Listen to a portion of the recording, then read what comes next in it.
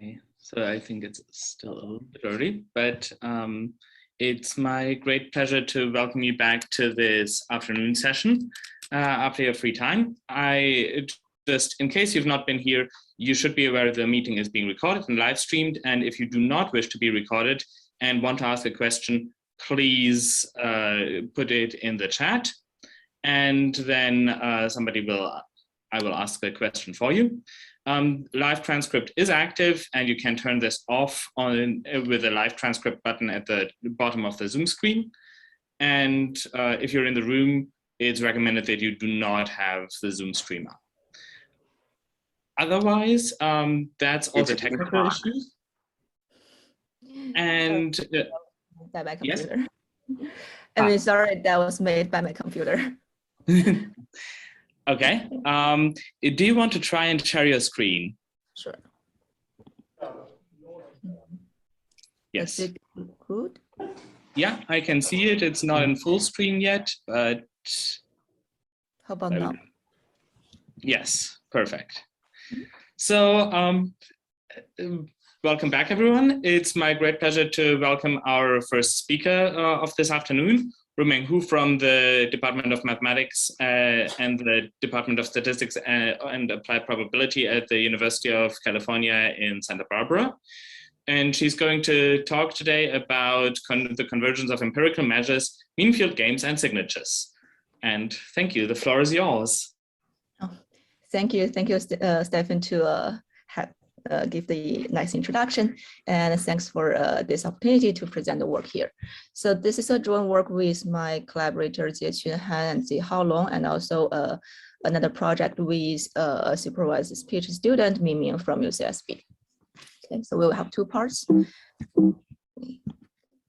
Okay, so in the first part of the talk, I will be concerning one problem, which is the convergence of empirical measures, what it exactly is. So if we have mu to be a measure on the R-dimensional space with finite moments, the pth order finite moments, and that mu to be these empirical measures of n samples observed from this mu, then we are interested in the convergence as mu bar n goes to mu, and in particular the speed of it.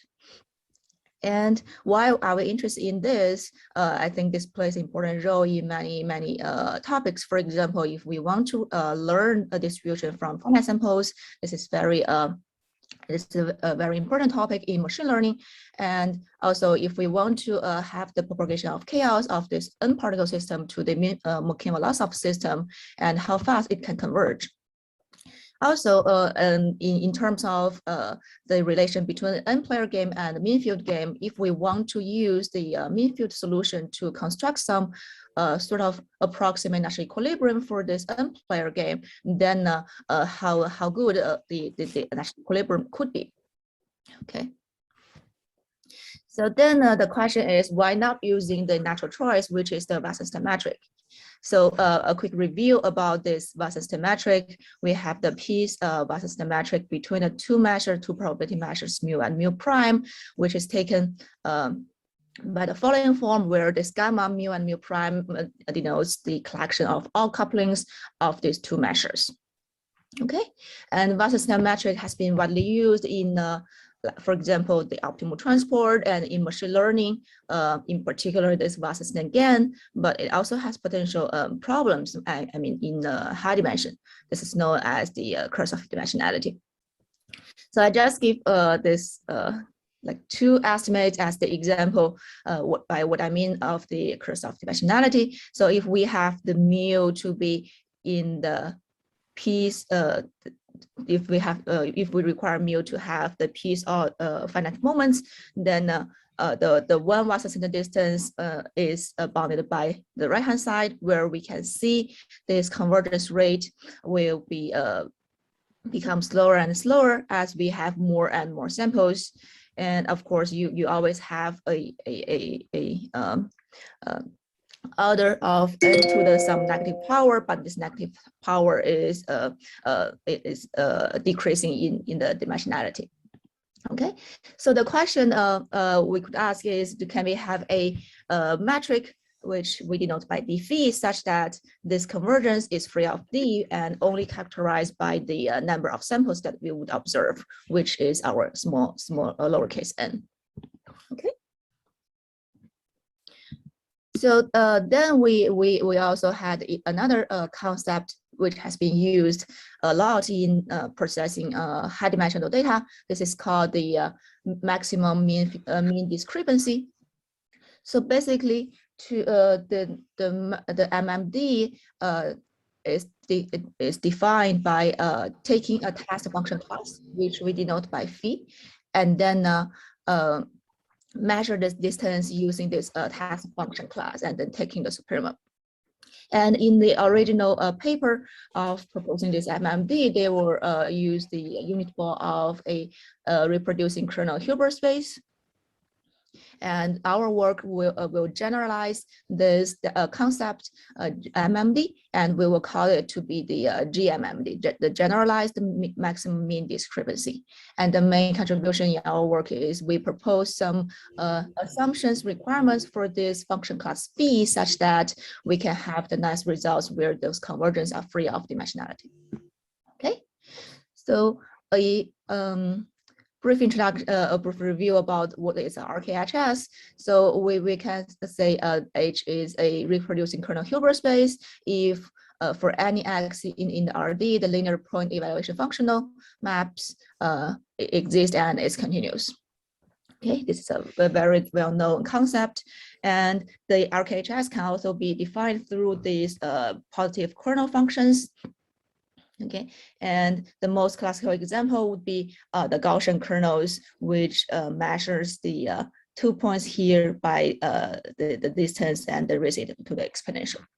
And as I said, this has been frequently used in high-dimensional data processing. In particular, in some experiments, they with high-dimensional data, they will take the unit ball functions of RKHS and then try to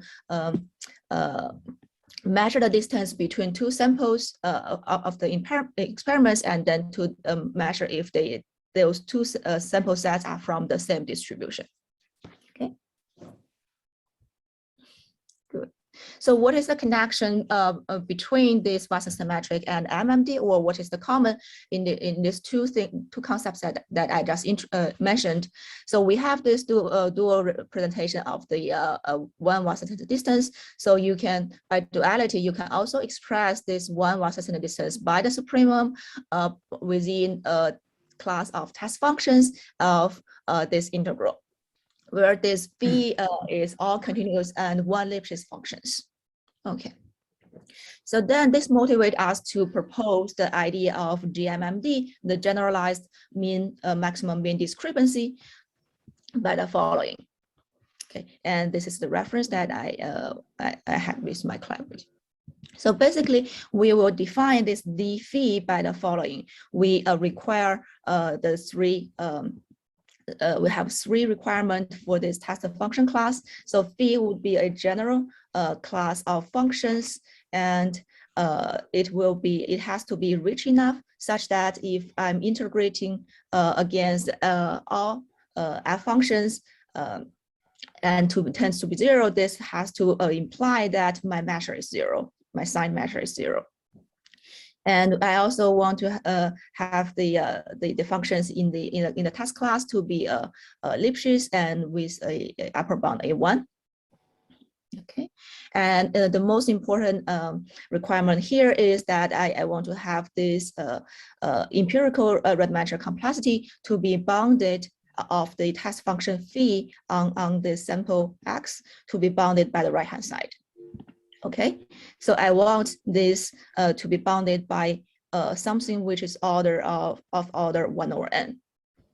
So I want to particularly mention here, if I had phi to be the Lipschitz function, then of course this gives me the one Wasserstein distance. Then on the right hand side, the empirical Rademacher complexity will not look like this. It will be a function that relates to depends on the dimensionality. So from here, we'd already seen that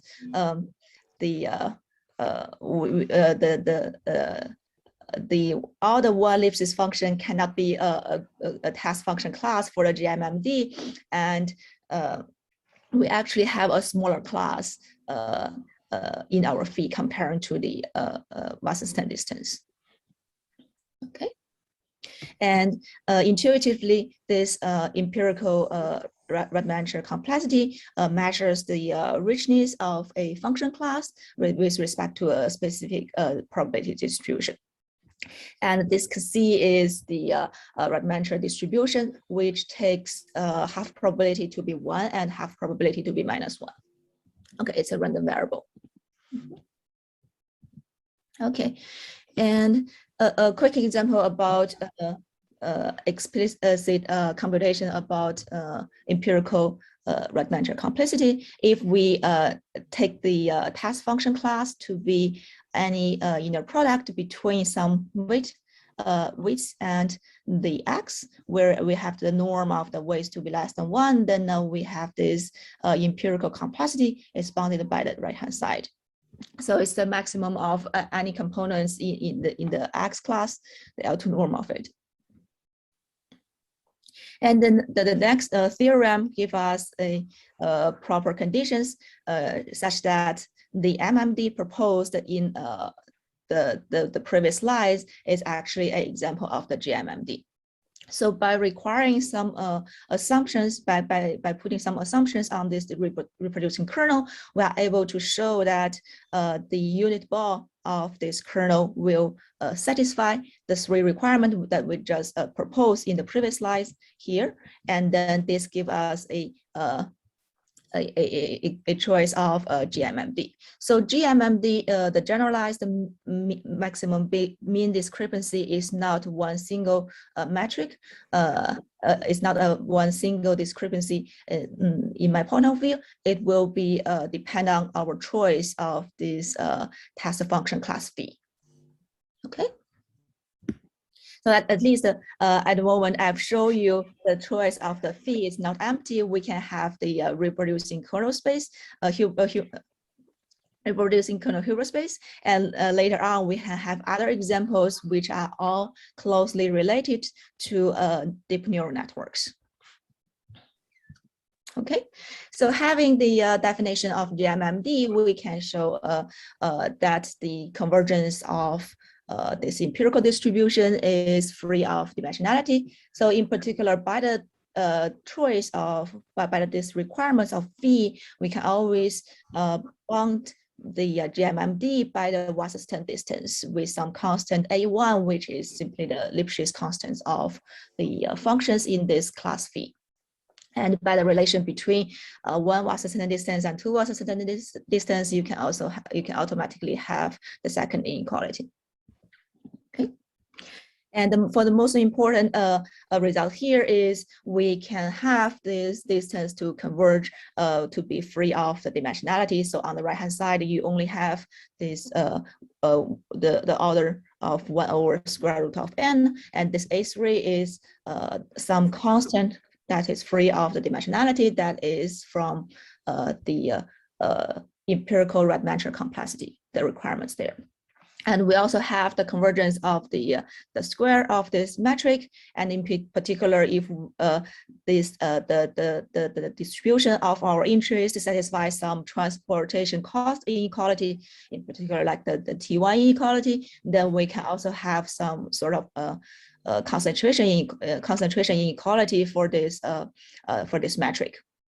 Okay, and in particular, I think we also mentioned in the paper, if this mu is like a sub-Gaussian distribution, then we know that with probability 1 minus delta, this probability, this distance will be small. Okay, and as I mentioned, we can have other choice for the function phi. So in the first theorem that I showed, we can say that it is phi can be chosen as the unit ball of the RKHS. Then this will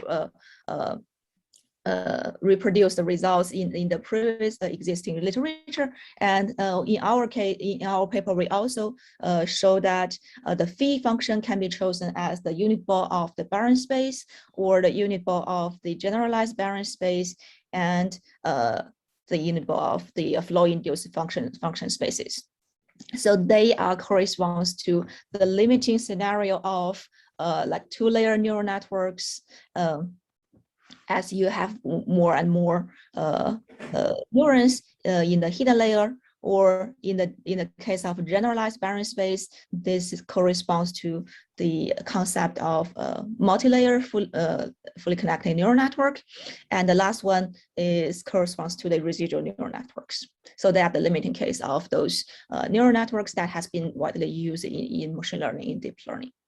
Okay, and we in our paper we have all those theorems or propositions guarantee that the unit ball of those spaces satisfy the three assumptions that we propose for this GMMD metric, and therefore they can provide a metric where when you measure the distance between the empirical distribution and the true probability distribution, this convergence speed is free of the dimensionality. Okay, and then the next question is, suppose that we have something that is close to the distribution of we want in the GMMD sense. Then can we starting from there and then to produce another distribution, or to have another estimate that is close to the target distribution in the Wasserstein sense? So in general, this couldn't be true, but in this particular bias potential model, then we actually can have it.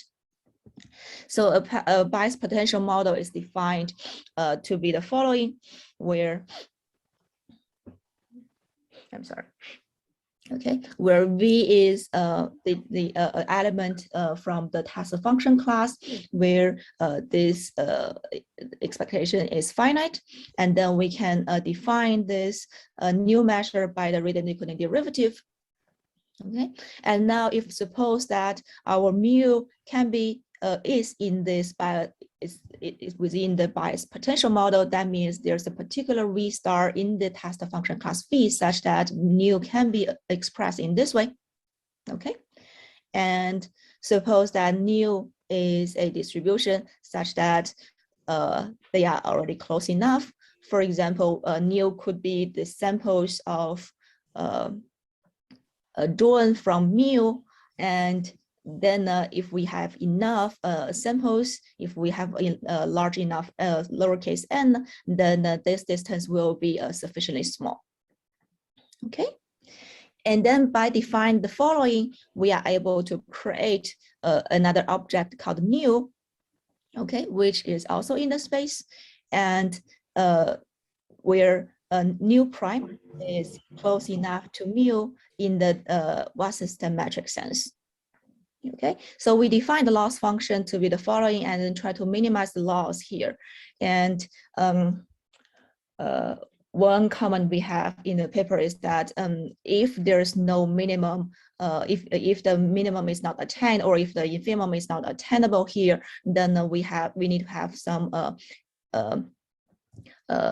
epsilon term everywhere in our inequality. But here at the moment, for simplicity, if we assume that this minimum is attainable, then we can define this nu prime, and then we can have the following inequality. Okay. So under if we assume that this P satisfies this again the some transportation cost inequality, in particular this T1 inequality, then the new distribution nu prime, that the distance between the target distribution mu and the nu prime measured in Wasserstein sense, it can be bounded by the distance between nu and mu, I'm sorry, under the GMMD sense. Okay, so this tells us that if we are able to find a metric that is close to the target distribution in the bias potential model, and that is close enough to the target distribution under the GMM distance, then starting from there, we are able to create another distribution nu prime, and that is close to the target distribution in the Wasserstein distance. And so you are able to be close to the target distribution in a stronger sense. And if we have other requirements for the base distribution P, then you can have a stronger estimate. So the two Wasserstein distance can be bounded by the square root of the GMMD distance. And for the previous case, we can only bound it by the fourth square root of the GMMD. So recall that we already we already assume that this GMMD distance is less than 1 or sufficiently small. So the last inequality will provide us a stronger bound, okay, a smaller bound. I'll put it in this way. Okay. And then another application here, one application for this convergence result or for this metric is to show that if we are using mean field game to provide approximate solution to the n-player game, then this provides a epsilon Nash equilibrium where the epsilon is free of dimensionality. So this would be the n-player game that we are interested in. It's a symmetric mean field game. Xi would be the dynamics for the player I, and the player I had a control alpha I, and they interacted with each other through this empirical distribution, which we denote by nu bar n. And for each state process Xi, there's a drift term and there's a diffusion term. Wi, those are Brownian motions. They are independent. We call those to be the individual noises. And each of them are trying to maximize some minimize some running cost plus some terminal cost, which also depends on his own states, his own strategy, and some empirical distribution from the population. So when this n becomes large, for example, more than like 100, then usually people start to use the mean field regime to provide approximation for the system. Due to the complexity of the original system, it's hard to compute numerically. And then the mean field version is the following. This is simply a control problem plus a fixed point problem. So for a mean field game, you are trying to minimize such a expectation where mu is some probability distribution subject to this dynamics. And since we could imagine this is a limit case from the n-player problem, then you would imagine this mu t is the law of xt, and this is indeed the case. So solve the mean field game simply means that you solve this problem 1 for a given mu t, for a given law, and then you want to obtain the optimal law for this trajectory for the state process for the given mu t, and then you want to find a fixed point such that if you are given mu t to the problem, and then once you've solved the control problem for this given mu t, and then you compute the law of the optimal trajectory, then this law coincides with the given distribution. So this is the fixed point argument in the mean field game. Okay, and once you are able to obtain this the solution of the mean field game, we can use the mean field control to construct a epsilon Nash equilibrium, which means it's not a true Nash equilibrium. You can still improve yourself if you are deviating from the strategy, but you can only improve yourself by no more by epsilon. So you are almost a Nash equilibrium. And what is a Nash equilibrium? Nash equilibrium is the a concept in game theory. So it's a equilibrium stage where nobody have the incentive to deviate from their choice. Okay, and then in our case, we follow the setup in the paper by René and Dularu in 2013, but we have all the requirements for the models. by this GMD metric, or where in their original paper they all use the Wasserstein distance. Okay, so by requiring all those assumptions, by replacing all the assumptions in the sense of GMMD, then we are able to have the following theory. Basically, we only need to look at the last line. Okay, so here it tells us that if we are able to solve the mean field game, which corresponds to solve this Markov-Lossov type forward-backward stochastic differential equations, then we are able to construct a strategy for each player in the game in the finite population case by using the solution of this FBSD, and this will provide us a epsilon n Nash equilibrium, and where this epsilon n is only a order of 1/√² of n, but free of the dimensionality. So here the dimensionality would be the dimensionality of my X, and this could be high dimensional. And in the sense that if I deviate from this A bar strategy to any other strategy denoted by beta I, then I can only increase by epsilon n. So can I briefly say you've got 5 minutes? Okay, thank you for the reminder. Yeah. So in the previous case where they have they use the Wasserstein distance, then there is there's a dimensionality appearing in their epsilon. Okay, so I know I only have 5 minutes, so let me briefly talk about the second part, which is a deep learning algorithm for mean field game with common noise. So from the last example, we know that we can use the solution of the mean field game to construct to provide some approximation to the finite player games, but with many players. And so, but numerically, how do we solve the mean field game, and especially with common noise? So here we have one more term in the dynamics of our system, which is denoted by the sigma 0 multiplied by dBt. So here we would call this W to be some individual noise for the individual players, and this Bt is like the common noise, which will appear in all the players in the game. Okay, but this is still a fixed point problem, but with the presence of common noise, now the fixed point becomes the following. So you want this conditional law to be coincide with the given law where you are solving this problem too.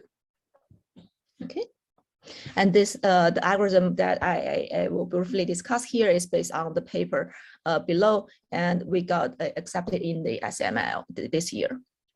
Okay, so there are other possible strategies that due to time limit, I won't be able to mention, but our approach is simply to adopt the idea in the spirit of idea about Han and in 2016, where to directly parameterize the control using neural networks. And in order to get this fixed point, we are using the fictitious play, which is a iterative scheme, try to learn a equilibrium. I think the novel points here is the introduction of the signature, which can efficiently represent the conditional law in our setup. So signature is a concept in a rough path theory.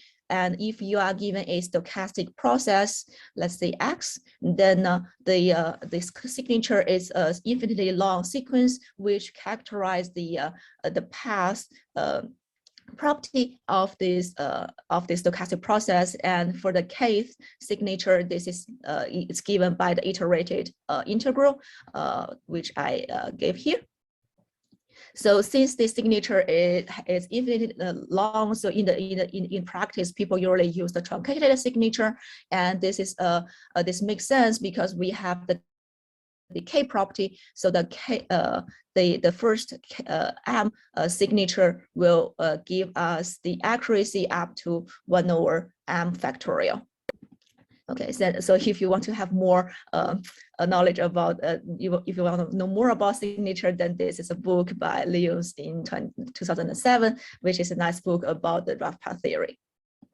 So we will adopt the signature and then try to, because it can characterize the path uniquely, and then we are using that to try to represent the conditional law for each iteration. Okay, so this is like the novel part in our algorithm, I would say. So I think I ran out of time, so maybe let me quickly wrap up here. This is like the workflow, and if you have questions, we may come back to here. And so this is the summary. Thanks for the attention. Thank you so much for the lovely presentation, Ruimeng. Are there questions? If you want to pop something in the chat, or feel free to unmute yourself and ask, or if you're in the room to just ask directly. And maybe if somebody else is preparing for a question, I had one. So and you take this supremum over, you consider different generalized mean maximum discrepancies with different function classes. And so the flow-induced function class is not a linear function space. I was curious, does that change things, or does that give you any different phenomena, or is that basically irrelevant? Oh, I wouldn't see a difference in the proof. So basically, for all those function classes, we verify those three assumptions, and yeah, they all satisfy the empirical dimension complexity. Yeah. Mm-hmm. Yeah. No. Okay. No, that makes sense. Thank you. Thanks. Any other questions? Let me stop sharing. Okay. If nobody else wants to ask, I had another question. So, and you had the characterization of the Wasserstein 1 distance as the supremum over Lipschitz functions. Yes. And you can do similar things with less explicit function classes for Wasserstein 2. So yes. Did you think about constructing something that would look like Wasserstein 2, maybe with something like quadratically growing activation, something like ReLU squared, or so do you think that would work? Oh, that's a good point. Yeah. Okay. That's a good point. Yeah, let me think about it. Yeah, yeah. But I mean, to be honest, we haven't tried that. Yeah. Mm-hmm. Yeah. Mm-hmm. All right.